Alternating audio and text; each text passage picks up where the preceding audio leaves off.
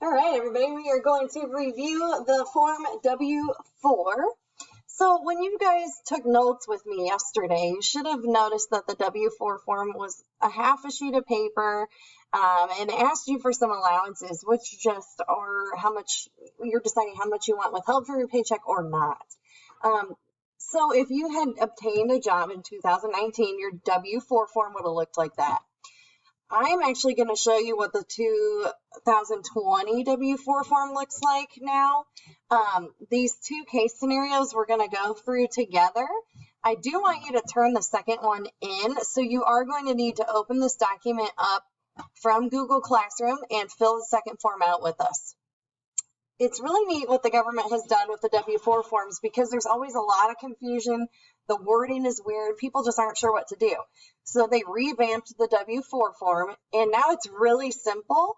Kind of. They don't have a spot for you to write exactly how much you want withheld or not per se, but they have added this awesome estimator option where it asks you several questions and then fills out the form for you, and then you just have to fill in the information for like your name, address, social security number, etc.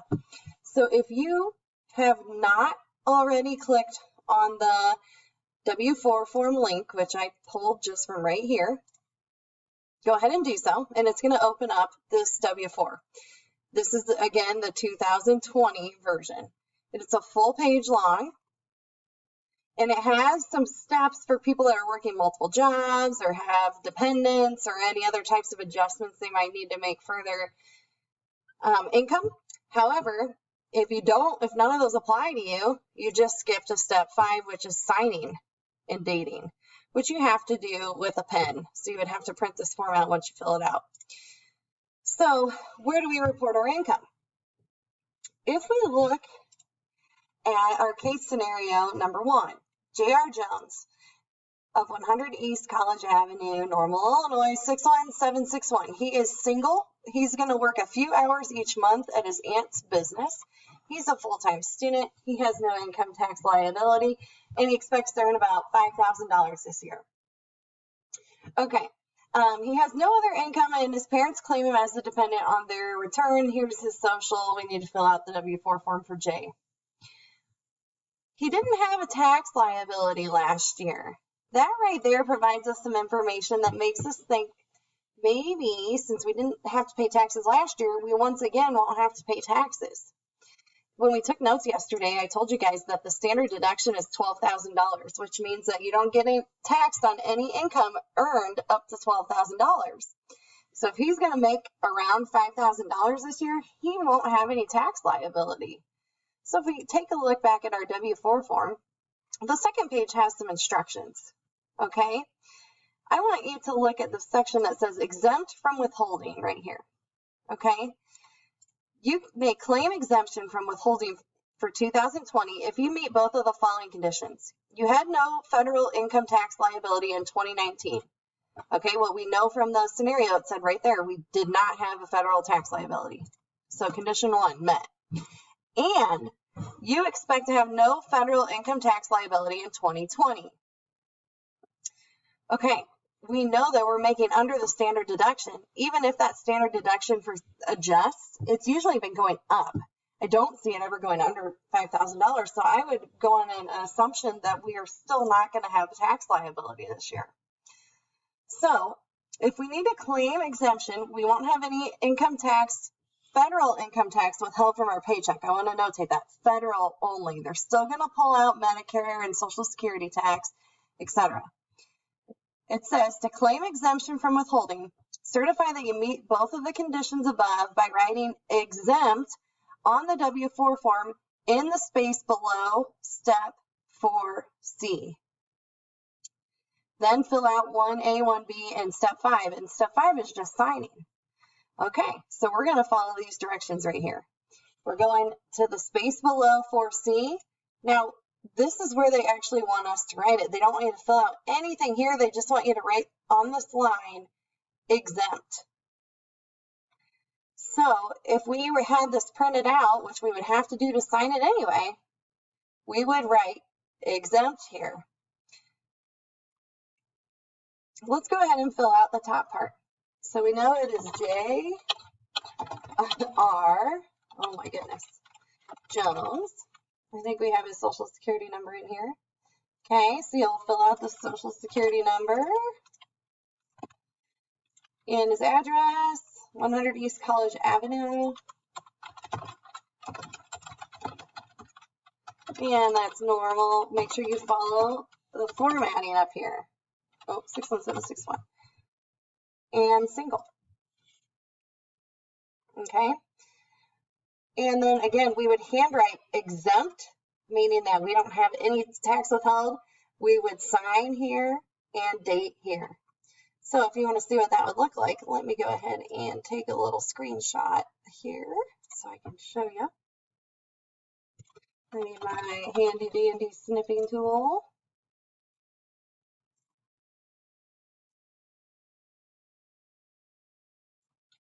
Okay, so I'm gonna write the best I can with this here little pen.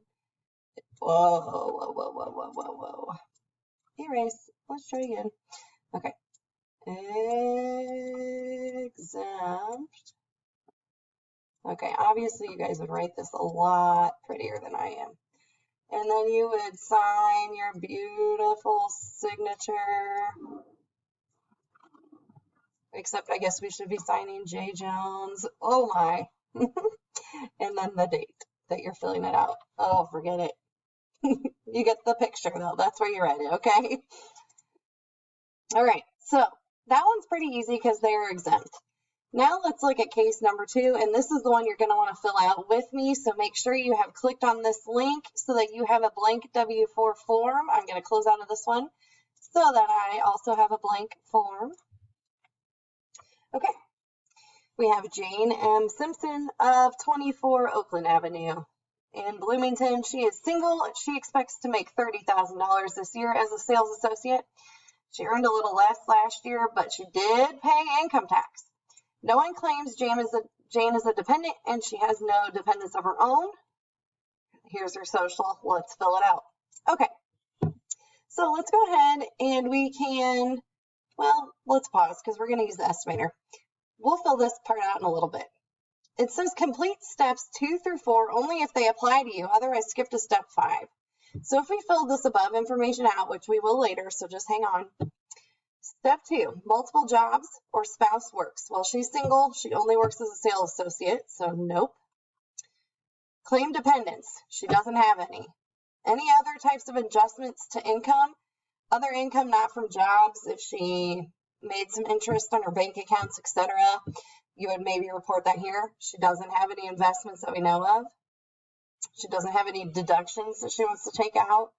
So none of these steps apply to us. So then we would just sign. So if we gave them our name and address and social, our filing status, and signed, that doesn't tell them anything, right? So that isn't helpful. That tells us, okay, let's go look at these instructions. What do we need to do here?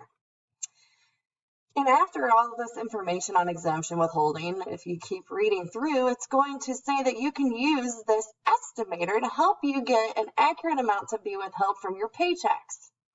So let's go ahead and click. This is actually a link. So right here when it says use this estimator, there's a link to the IRS website. And it's going to let us use the tax estimator. So once you're here, click on use tax withholding estimator. Okay, this is going to take us through several steps to give us our results on how much we should fill in. And then it's actually going to provide us a W-4 already filled in. This is so neat that the IRS added this year. It makes it so much easier. Okay, so first our filing status. Well, we know from our scenario here that Jane is single, so we're going to choose single. Can someone claim you as a dependent on their return? No, our scenario specifically tells us that. Do you have any dependents to claim? No. Okay. Do you or will you hold a job this year with paychecks from which federal income tax is regularly withheld? Yes. How many jobs? She just has the one. Does she have a pension? As far as we know, no. So we're just filling it out with the basic information we have about Jane. Okay, then you're going to check all other sources of income that apply to Jane and tax payments. Social Security benefits, scholarship grants. If she had any of these, we would check them. She does not. She's also not over 65, not blind. So we're just leaving all of those unchecked and clicking next. Then enter your income and withholding from each job here. Okay, so we're going to just have to do some guesstimating. And it's important to notate the estimator does not support decimals, so we would be rounding all this to the nearest dollar. When you guys have your actual paycheck, you would be able to fill this out accurately. But for Jane, we're just going to go ahead and do what we can here. Do you expect to hold this job the entire year, January 1st through December 31st? Yep. Okay. How frequently are you paid? We're going to say that Jane's paid every 2 weeks because that's pretty normal for your job. On what date was your most recent pay period, or what date did it end? We're going to pretend that she's paid on the 15th and the 30th of each month. So go ahead and choose the 15th of March. Enter the total wages you expect to receive this year. Okay, so she's planning on making $30,000.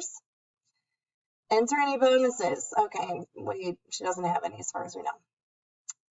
Now, your last pay statement. Enter the total federal income tax withheld. Okay, so she made $30,000. So let's say she had $1,000 withheld, okay? Overall, and from her last paycheck, it was $35. Okay. Did you or will you contribute to a tax-deferred retirement plan? No. And she does not have an HSA, which is a health savings account, or a pre-taxed child care credit. We don't have any of that. Okay. We don't have any adjustments to the income. So let's go ahead and just go to the next step. And we don't have any deductions that we're going to take from our income at this time. So we're just going to do a normal standard deduction here. And we don't have any tax credits, so we'll just go ahead and get our results. Okay, so it is anticipating that we might underpay $218. Expected withholding is $1,700, so we might have to owe some money if we don't change our withholding. Okay, so, and they're going off of me saying we only paid $1,000 last year.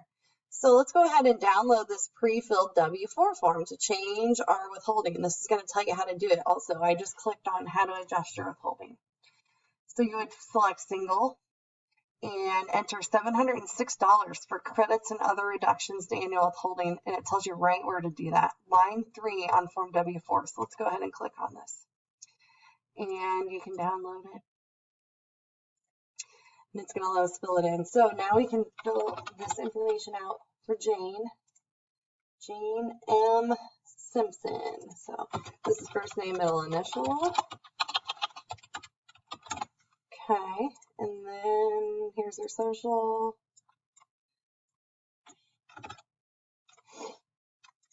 And her address is 24 Oakland Avenue.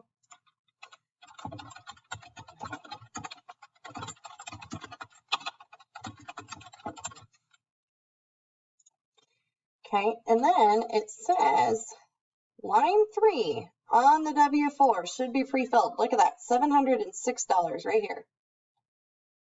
That's it. You put it here. We wouldn't know how to do that if we didn't have this tax estimator, because these directions don't really make sense to us. Claim dependents. Well, we don't have any dependents, so why would we know to put that there? So that's why it's really good that they made this for us and pre-filled it out.